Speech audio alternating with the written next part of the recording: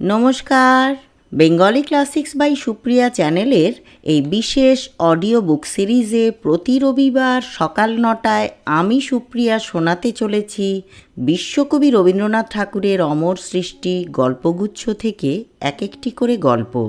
শব্দের মূর্ছনায়, আবেগের স্পর্শে, অনুভব, চিন্তা, চেতনার, রবীন্দ্র ভাবনার গভীরতায় আসুন কণ্ঠের মাধ্যমে রবীন্দ্র সাহিত্যের মাধুর্যকে অনুভব করি আর ডুবে যাই বাংলা সাহিত্যের সেই সোনালী অধ্যায়ে।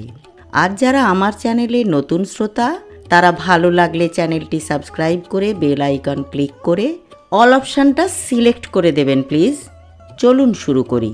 আজকের গল্প দুর্বুদ্ধি।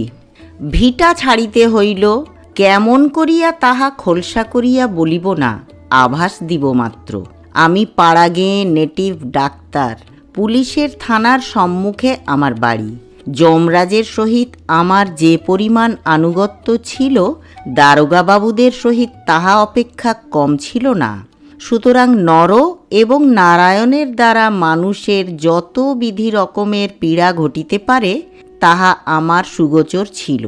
যেমন মণির দ্বারা বলয়ের এবং বলয়ের দ্বারা মণির শোভাবৃদ্ধি হয়, তেমনি আমার মধ্যস্থতায় দারোগার এবং দারোগার মধ্যস্থতায় আমার উত্তরোত্তর আর্থিক শ্রীবৃদ্ধি ঘটিতেছিল। এই সকল ঘনিষ্ঠ কারণে হাল নিয়মের কৃতবিদ্য দারোগা ললিত চক্রবর্তীর সঙ্গে আমার একটু বিশেষ বন্ধুত্ব ছিল। তাহার একটি অরক্ষণীয়া আত্মীয়া কন্যার সহিত বিবাহের জন্য মাঝে মাঝে অনুরোধ করিয়া আমাকেও প্রায় তিনি অরক্ষণীয় করিয়া তুলিয়াছিলেন। কিন্তু শশী আমার একমাত্র কন্যা, মাতৃহীনা, তাহাকে বিমাতার হাতে সমর্পণ করিতে পারিলাম না। বর্ষে বর্ষে নূতন পঞ্জিকার মতে বিবাহের কত শুভলগ্নই ব্যর্থ হইল।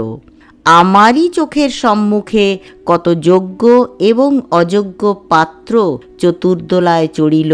আমি কেবল বরযাত্রীর দলে বাহির বাড়িতে মিষ্টান্ন খাইয়া নিঃশ্বাস ফেলিয়া বাড়ি ফিরিয়া আসিলাম। শশীর বয়স 12 হইয়া প্রায় 13 পড়ে। কিছু সুবিধা মতো টাকার জোগাড় করিতে পারিলেই মেয়েটিকে একটি বিশিষ্ট বড় ঘরে বিবাহ দিতে পারিব, এমন আশা পাইয়াছি। সেই কর্মটি শেষ করিতে পারিলে অবিলম্বে আরেকটি শুভকর্মের আয়োজনে মনোনিবেশ করিতে পারিব। সেই অত্যাবশ্যক টাকাটার কথা ধ্যান করিতেছিলাম। এমন সময় তুলসীপাড়ার হরিনাথ মজুমদার আসিয়া আমার পায়ে ধরিয়া কাঁদিয়া পড়িল। কথাটা এই, তাহার বিধবা কন্যা রাত্রে হঠাৎ মারা গিয়াছে। শত্রুপক্ষ গর্ভপাতের অপবাদ দিয়া দারোগার কাছে বেনামি পত্র লিখিয়াছে। এক্ষণে পুলিশ তাহার মৃতদেহ লইয়া টানাটানি করিতে উদ্যত। সদ্য কন্যাশোকের উপর এত বড় অপমানের আঘাত তাহার পক্ষে অসহ্য হইয়াছে। আমি ডাক্তারও বটে, দারোগার বন্ধুও বটে, কোনো মতে উদ্ধার করিতে হইবে। লক্ষ্মী যখন ইচ্ছা করেন তখন এমনি করিয়াই কখনো সদর, কখনো খিড়কি দরজা দিয়া অনাহুত আসিয়া উপস্থিত হন। আমি ঘাড় নাড়িয়া বলিলাম, ব্যাপারটা বড় গুরুতর। দুটো একটা কল্পিত উদাহরণ প্রয়োগ করিলাম। কম্পমান বৃদ্ধ হরিনাথ শিশুর মতো কাঁদিতে লাগিল। বিস্তারিত বলা বাহুল্য, কন্যার অন্ত্যেষ্টি সৎকারের সুযোগ করিতে হরিনাথ ফতুর হইয়া গেল। আমার কন্যা শশী করুণ স্বরে আসিয়া জিজ্ঞাসা করিল, বাবা, ওই বুড়ো তোমায় পায়ে ধরিয়া কেন অমন করিয়া কাঁদিতেছিল? আমি তাহাকে ধমক দিয়া বলিলাম, যা যা, তোর এত খবরে দরকার কি? এইবার সৎপাত্রে কন্যাদানের পথ সুপ্রশস্ত হইল। বিবাহের দিন স্থির হইয়া গেল। একমাত্র কন্যার বিবাহ। ভোজের আয়োজন প্রচুর করিলাম। বাড়িতে গৃহিণী নাই। প্রতিবেশীরা দয়া করিয়া আমাকে সাহায্য করিতে আসিল। সর্বশান্ত কৃতজ্ঞ হরিনাথ দিন রাত্রি খাটিতে লাগিল। গায়ে হলুদের দিনে রাত 3টার সময় হঠাৎ শশীকে উলাউঠায় ধরিল। রোগ উত্তরোত্তর কঠিন হইয়া উঠিতে লাগিল। অনেক চেষ্টার পর নিষ্ফল ঔষধের শিশিগুলা ভূতলে ফেলিয়া ছুটিয়া গিয়া হরিনাথের পা জড়াইয়া ধরিলাম। কহিলাম, মাপ করো দাদা, এই পাষণ্ডকে মাপ করো, আমার একমাত্র কন্যা, আমার আর কেহ নাই। হরিনাথ শশব্যস্ত হইয়া কহিল, ডাক্তারবাবু, করেন কি? আপনার কাছে আমি চিরঋণী, আমার পায়ে হাত দিবেন না? আমি কহিলাম, নিরপরাধে আমি তোমার সর্বনাশ করিয়াছি, সেই পাপে আমার কন্যা মরিতেছে। এই বলিয়া সর্বলোকের সমক্ষে আমি চিৎকার করিয়া বলিলাম, ওগো, আমি এই বৃদ্ধের সর্বনাশ করিয়াছি, আমি তাহার দণ্ড লইতেছি, ভগবান আমার শশীকে রক্ষা করুন। বলিয়া হরিনাথের চটি জুতা খুলিয়া লইয়া নিজের মাথায় মারিতে লাগিলাম। বৃদ্ধ ব্যস্ত সমস্ত হইয়া আমার হাত হইতে জুতা কাড়িয়া লইল। পরদিন 10টা বেলায় গায়ে হলুদের হরিদ্রা চিহ্ন লইয়া শশী ইহ সংসার হইতে চিরবিদায় গ্রহণ করিল। তাহার পরদিনেই দারোগাবাবু কহিলেন, ওহে, আর কেন, এইবার বিবাহ করিয়া ফেলো, দেখাশোনার তো একজন লোক চাই। মানুষের মর্মান্তিক দুঃখ শোকের প্রতি এরূপ নিষ্ঠুর অশ্রদ্ধা শয়তানকেও শোভা পায় না। কিন্তু নানা ঘটনায় দারোগার কাছে এমন মনুষ্যত্বের পরিচয় দিয়াছিলাম যে কোনো কথা বলিবার মুখ ছিল না। দারোগার বন্ধুত্ব সেই দিন যেন আমাকে চাবুক মারিয়া অপমান করিল। হৃদয় যতই ব্যথিত থাক, কর্মচক্র চলিতেই থাকে। আগেকার মতোই ক্ষুধার আহার, পরিধানের বস্ত্র, এমনকি চুলার কাষ্ঠ এবং জুতার ফিতা পর্যন্ত পরিপূর্ণ উদ্যমে নিয়মিত সংগ্রহ করিয়া ফিরিতে হয়। কাজের অবকাশে যখন একলা ঘরে আসিয়া বসিয়া থাকি, তখন মাঝে মাঝে কানে সেই করুণ কণ্ঠের প্রশ্ন বাজিতে থাকে, বাবা, ওই বুড়ো তোমার পায়ে ধরিয়া কেন অমন করিয়া কাঁদিতেছিল? দরিদ্র হরিনাথের জীর্ণ ঘর নিজের ব্যয়ে ছাইয়া দিলাম। আমার দুগ্ধবতী গাভীটি তাহাকে দান করিলাম। তাহার বন্দকি জোত জমা মহাজনের হাত হইতে উদ্ধার করিয়া দিলাম। কিছুদিন সদ্য শোকের দুঃসহ বেদনায় নির্জন সন্ধ্যায় এবং অনিদ্র রাত্রে কেবলই মনে হইত আমার কোমল হৃদয়া মেয়েটি সংসার লীলা শেষ করিয়াও তাহার বাপের নিষ্ঠুর দুষ্কর্মে পরলোকে কোনো মতেই শান্তি পাইতেছে না। সে যেন ব্যথিত হইয়া কেবলই আমাকে প্রশ্ন করিয়া ফিরিতেছে, বাবা, কেন এমন করিলে? কিছুদিন এমনি হইয়াছিল, গরিবের চিকিৎসা করিয়া টাকার জন্য তাগিদ করিতে পারিতাম না। কোনো ছোট মেয়ের ব্যাম হইলে মনে হইত আমার শশী যেন পল্লীর সমস্ত রুগ্না বালিকার মধ্যে রোগ ভোগ করিতেছে। তখন পুরা বর্ষায় পল্লী ভাসিয়া গেছে, ধানের ক্ষেত এবং গৃহের অঙ্গন পার্শ্ব দিয়া নৌকায় করিয়া ফিরিতে হয়। ভোর রাত্রি হইতে বৃষ্টি শুরু হইয়াছে, এখনো বিরাম নাই। জমিদারের কাছারি বাড়ি হইতে আমার ডাক পড়িয়াছে।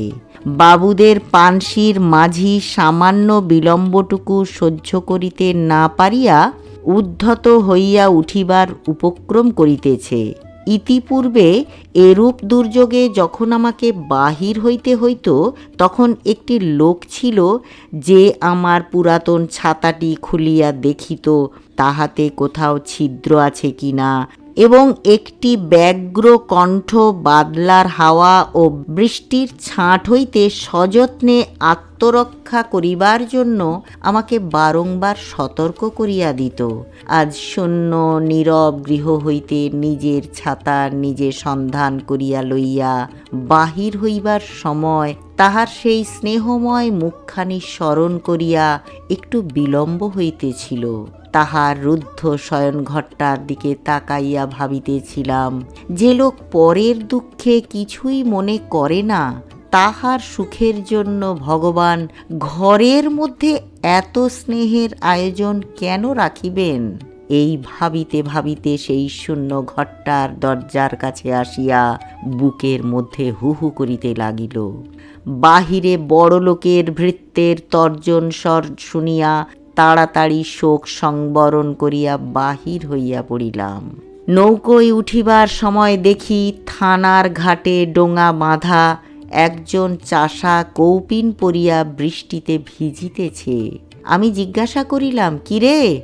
উত্তরে শুনিলাম, গত রাত্রে তাহার কন্যাকে সাপে কাটিয়াছে। থানায় রিপোর্ট করিবার জন্য হতভাগ্য তাহাকে দূরগ্রাম হইতে বহিয়া আনিয়াছে।